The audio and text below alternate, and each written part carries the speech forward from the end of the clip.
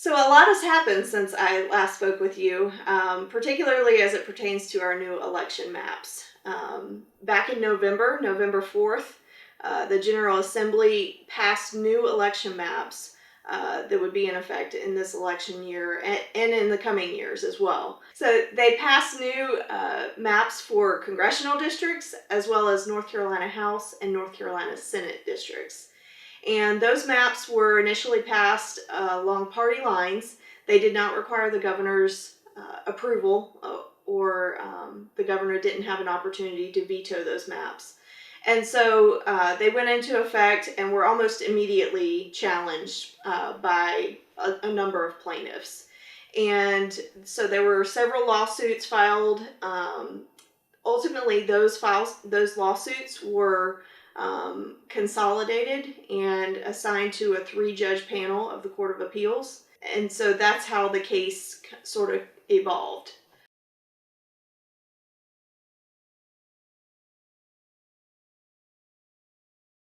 So the 3-judge panel consolidated the cases and they suspended the candidate filing period. There was a brief period of time in early December where candidates were able to file for their elections. However, the Supreme Court ultimately put a suspension on that and sort of set a timeline for the case moving forward. And so in January, the 3-judge panel issued their ruling and upheld the constitutionality of the maps. They did say that the maps were partisan gerrymanders, but that did not violate the state constitution.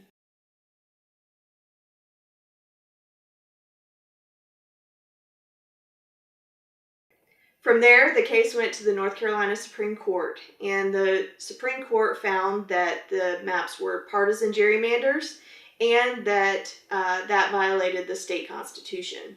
And so they struck down the maps and they sort of set a timeline for the case moving forward. They ordered that the General Assembly redraw the maps, and they gave them 2 weeks to redraw those maps. So the maps were due last Friday at 5 p.m.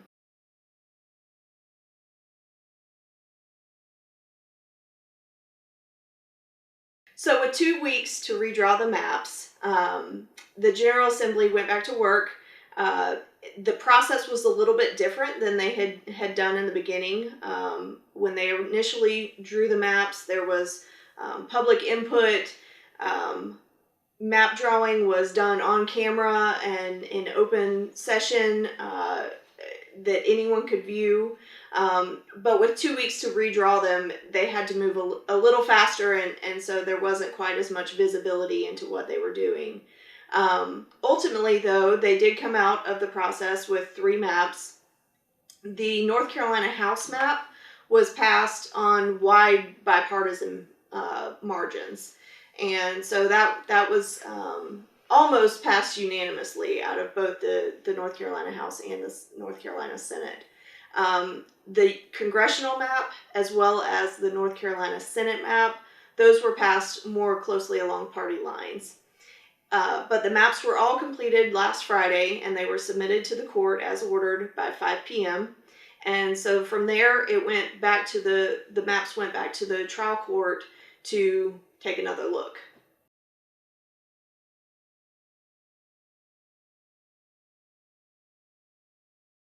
So since last Friday at 5 p.m., the trial court and a number of special masters, they call them, experts to kind of help with the mathematical and statistical analysis, they took a look at the maps that had been redrawn. And in the matter of just a few days, again, since last Friday at 5 p.m., they reviewed all of the maps, all of the data along with the maps.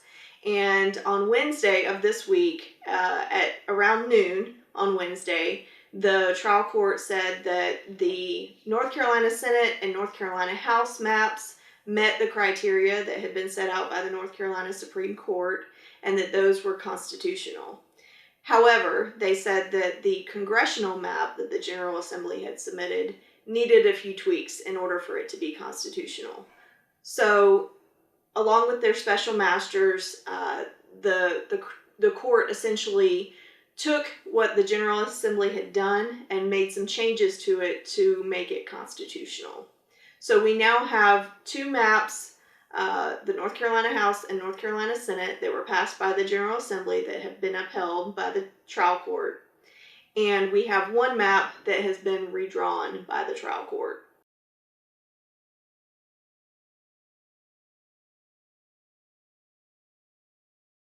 So once that was done, almost all of the parties involved in the case, in fact, I think all of the parties involved in the case, appealed something. No one got everything that they wanted. And so everyone appealed to the state Supreme Court. Again, this is all on Wednesday of this week. Court order comes out around noon. All of the parties have to submit their appeals by 5 p.m. the same day. And then, lo and behold, the state Supreme Court denied all of the appeals shortly before midnight the same day. And so that left the trial court's ruling in place. And so that's where things stand. And that's kind of the end of the road for that case.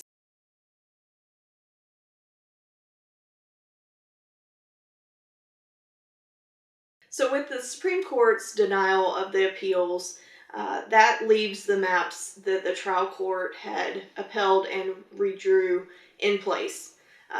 So we have these final maps, and they look significantly different in some cases than the original maps drawn by the General Assembly.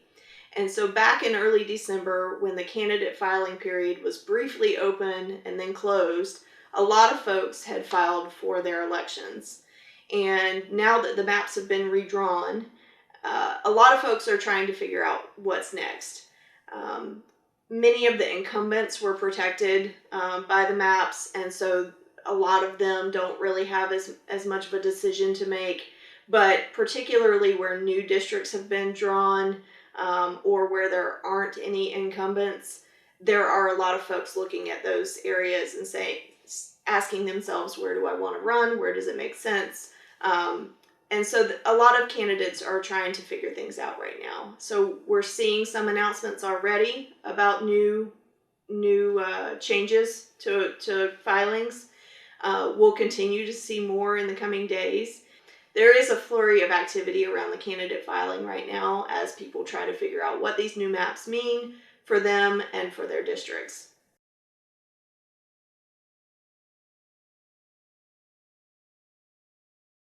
So that's where things stand right now. In one of the original orders from the North Carolina Supreme Court, they went ahead and pushed the primary back. And so the primary was originally supposed to be in March, and now that primary election will be held May 17th. And so that primary date is firm now, and that's what we're looking towards.